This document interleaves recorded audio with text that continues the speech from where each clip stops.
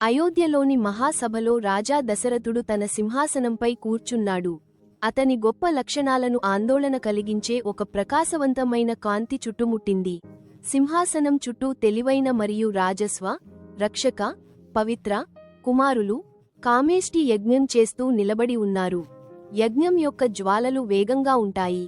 వీక్షకుల ముఖాలపై మెరుస్తున్న నీడలు పడతాయి. అగ్నికి హృదయం నుండి ఒక దివ్య ప్రాణి బయటకు వస్తుంది. దాని చేతిలో దివ్య పాయసం ఉన్న బంగారు గిన్నె ఉంది. దివ్య ప్రాణి రాజా దశరథుడికి గిన్నె అందజేస్తుంది. ఆ తర్వాత తిరిగి ప్రకాశవంతమైన కాంతిలో కలిసిపోతుంది. రాణి గదిలో రాజా దశరథుడు ఒక దివ్య బహుమతిని తీసుకువస్తాడు. అతను రాణి కౌసల్యకు పవిత్ర పాయసం అందజేస్తాడు. ఇది ఆశ యొక్క చిహ్నం. రాణి కైకేయి తన వాటాను గౌరవంగా స్వీకరించింది. ఆమె కళ్ళు భక్తిని ప్రతిబింబిస్తాయి. రాణి సుమిత్రకు 2 భాగాలు ఇవ్వబడతాయి. తద్వారా ఆశీర్వాదం రెండింతలు అవుతుంది. దివ్య ఆశీర్వాదంతో మంత్రముగ్ధులై వారు ప్రార్థనలో తమ కళ్ళు మూసుకుంటారు.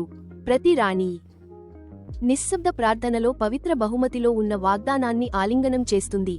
అయోధ్యలో మహల్లు సేవకులు ఆనందంతో నిండిన ఉత్సాహంతో పరుగులు తీస్తున్నారు. మహారాణి కౌసల్య రాముడిని ఒడిలో పట్టుకుంది. మహారాణి కైకేయి భరతుడిని పట్టుకుంది మరియు మహారాణి సుమిత్ర, లక్ష్మణుడు మరియు శత్రుఘ్నుడిని ఆలింగనం చేస్తుంది. 4 పిల్లలు బంగారు ఊయలల్లో ప్రశాంతంగా విశ్రాంతి తీసుకుంటున్నారు. ఇవి మృదువైన కాంతి మరియు దివ్య చిహ్నాలతో నిండిపోయాయి. అయోధ్యలో ఆనందం అలలుగా వ్యాపించింది. ఎందుకంటే ప్రజలు పూలు, సంగీతం మరియు నృత్యంతో వేడుక జరుపుకుంటున్నారు.